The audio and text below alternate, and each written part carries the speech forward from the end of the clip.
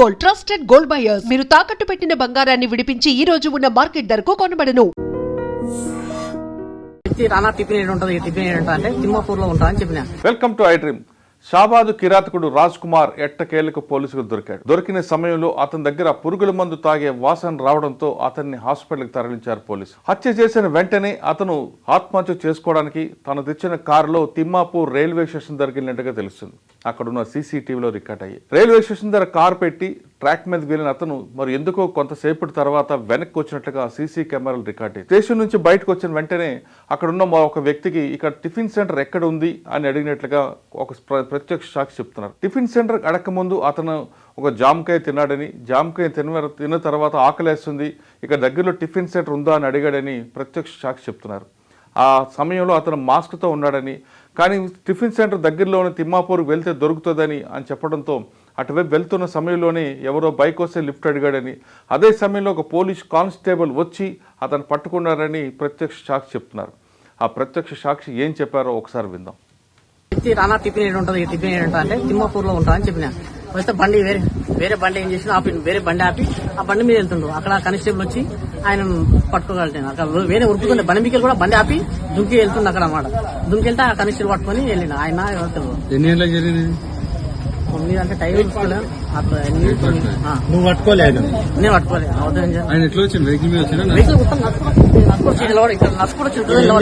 జామకాయ తిని చేత పట్టుకుంటూ ఏం లేదు. నడుచుకుంటూ అక్కడ వచ్చినట్టున్నాడు. ఇక్కడనే వచ్చింది ఇదైతే పడ్డాడు.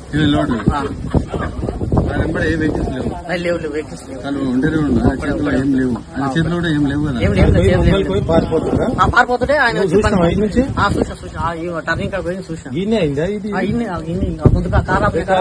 పోయి దుంకిపోతుందా ఉరుకుతున్నా. అక్కడ ఉరుకుతాక ఆయన వచ్చి పట్టుకుంది గలవాటి. ఒకటే ఎక్కువ ఆయన వేరే వ్యక్తి బైక్ మీద వచ్చిందా? బైక్ మీద వచ్చి అక్కడికి బైక్ మీద కానిస్టేబుల్ ఒకటే వచ్చింది. అప్పుడు వచ్చింది. ఈయన చెప్తున్న ప్రకారం హత్య జరిగిన వెంటనే ఆయన కారులో వెళ్ళి అక్కడ ఆత్మహత్య చేసుకోవడానికి ముందు ట్రాక్ మీదకి వెళ్ళేట్టుగా తెలుస్తుంది. ఎందుకంటే అక్కడ సీసీ కెమెరాలు, ఆ రైల్వే ట్రాక్ పక్కన ఒక కంపెనీ ఉందో, కంపెనీలో సీసీ కెమెరాలు తెలుస్తున్నాయి. అందులో రికార్డింగ్ దృశ్యాల ప్రకారం ఆత్మహత్య చేసుకొని ట్రాక్ మీద వెళ్ళిన తర్వాత ఎందుకు భయపడి తిరిగి వెనక్కి వచ్చినట్టుగా తెలుస్తుంది. అంటే అప్పటికే అతను పురుగుల మందు తాగినట్లుగా పోలీసులు గుర్తించారు. ఇదంతా అయిన తర్వాత మరి తిరిగి బతకాలనుకున్నాడా, లేదా పోలీస్ స్టేషన్కి సరెండర్ అవ్వాలనుకున్నాడా, లేదా మరికొంతమంది చంపాలనుకున్నాడో అది పోలీసు బయటపడే అవకాశం ఉంది. మొత్తం మీద తీసుకుంటే పోలీస్ కస్టడీకి తీసుకుని వెంటనే అతని దగ్గర పురుగుల మందు తాగాడు కాబట్టి వెంటనే హాస్పిటల్ తీసుకెళ్లి ట్రీట్మెంట్ చేస్తున్నారు. ఇవాళ కానీ రేపు కానీ అతను అరెస్ట్ చూపించే అవకాశం కనిపిస్తుంది. ఆ 6 హత్యలు ఎలా చేశాడు, ఈ 6 హత్యలు వెనక అతని ముందున్న ప్లాన్ ఏంటి, అసలు పోక్సో కేసులో బెయిల్ రావడానికి లోకల్ పోలీసులు బాగా సహకరించారని గ్రామస్తులు ఆరోపిస్తున్న నేపథ్యంలో దాదాపు 20 లక్షల రూపాయల చేతులు మారాయని గ్రామస్తులు చెప్తున్నారు. ఇదంతా వాస్తవా లేదా అనేది పోలీసు విచారణ చేపడుతుంది. ముందు పురుగుల మందు తాగిన విషయాన్ని ధృవీకరించిన పోలీసులు అతనికి ట్రీట్మెంట్ ఇచ్చిన తర్వాత ఈ విచారణకు బయటపడే అవకాశం కనిపిస్తుంది. కానీ గ్రామస్తులు మాత్రం అతను ఎన్కౌంటర్ చేయాలని ప్రధానంగా డిమాండ్ చేస్తున్నారు. అతన్ని క్షమించొద్దు, అతను అరెస్ట్ చేస్తే తిరిగి మళ్ళీ కోర్టుకు వెళ్ళి మళ్ళీ బయటకు వచ్చి తిరుగుతుంటాడు కాబట్టి అతను బయటకు వచ్చిన తర్వాత, ఎప్పటికైనా వచ్చిన తర్వాత కూడా మరొకసారి ఇదే హత్యలు మరి చేసే అవకాశం ఉంది కాబట్టి అతను ఎన్కౌంటర్ చేయండి, చనిపోయిన 6గురికి కూడా ఆత్మకు శాంతిస్తుందంటూ షాబాద్ గ్రామస్తులు డిమాండ్ చేస్తున్నారు. కానీ పోలీసులు మాత్రం చట్ట ప్రకారం వెళ్ళాలనే ఉద్దేశంతో అతను ట్రీట్మెంట్ ఇప్పించి తర్వాత విచారణ చేసి తర్వాత మీడియా ముందు ప్రవేశపెట్టే అవకాశాలు కనిపిస్తున్నాయి.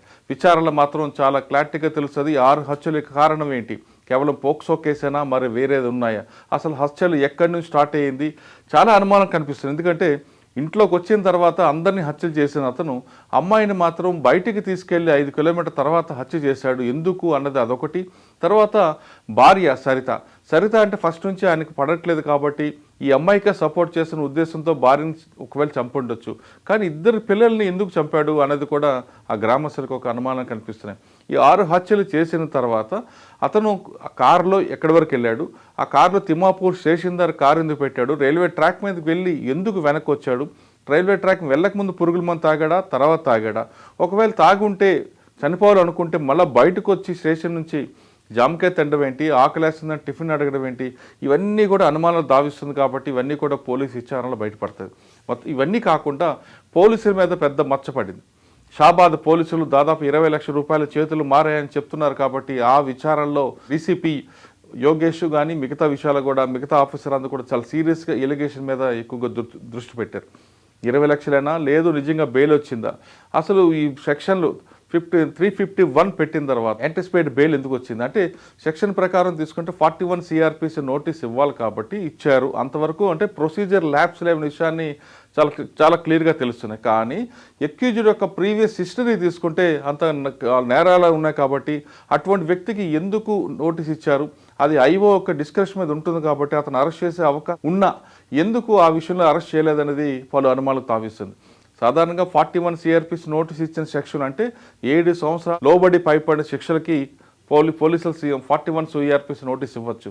కానీ అతని యొక్క నేర స్వభావం ఉన్నప్పుడు ఖచ్చితంగా అతనికి జైలుకి పంపే అవకాశం ఐఓకి అధికారం ఉంది. కానీ ఐఓ ఎందుకు ఆ విధంగా అతను జైలుకి పంపలేదు?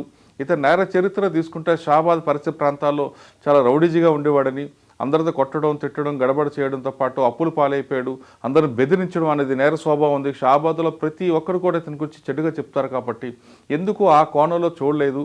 కేవలం పోక్సో కేసులో మొదటిసారి కోర్టుకు పోలీస్ స్టేషన్కి వచ్చినట్లుగా భావించి అతనికి 41 సిఆర్పిసి నోటీస్ ఇచ్చి పంపడం వెనక డబ్బులేనా లేదా రాజకీయ పలుకుబడి ఉందా అనే కోణంలో కూడా డీసీపీతో పాటు సిపి తరుణ్ జోషి గారు ఒక విచారణ బయటపడే అవకాశం కనిపిస్తుంది. మొత్తం మీద చూస్తుంటే ఈ నిందితుడిని రాజ్ కుమార్ని ఎన్కౌంటర్ చేయాలని షాబాద్ వాసులు డిమాండ్ చేస్తున్నారు. కానీ పోలీసులు మాత్రం చట్ట ప్రకారం వెళ్లాలని చూస్తున్నారు. iDreams, this police diaries is something very, very valuable towards that. I must really appreciate Murali, your insights. iDreams founder and CEO చిన్న వాసుదేవ్ రెడ్డి గారితో మురళీధర్ క్రైమ్ స్టోరీస్ చాలా ఫేమస్ అయిపోయినాయి. Gautam Savan garu and Sajjan sir. Well done. I congratulate him for doing so well, and I congratulate him his boss also. So well.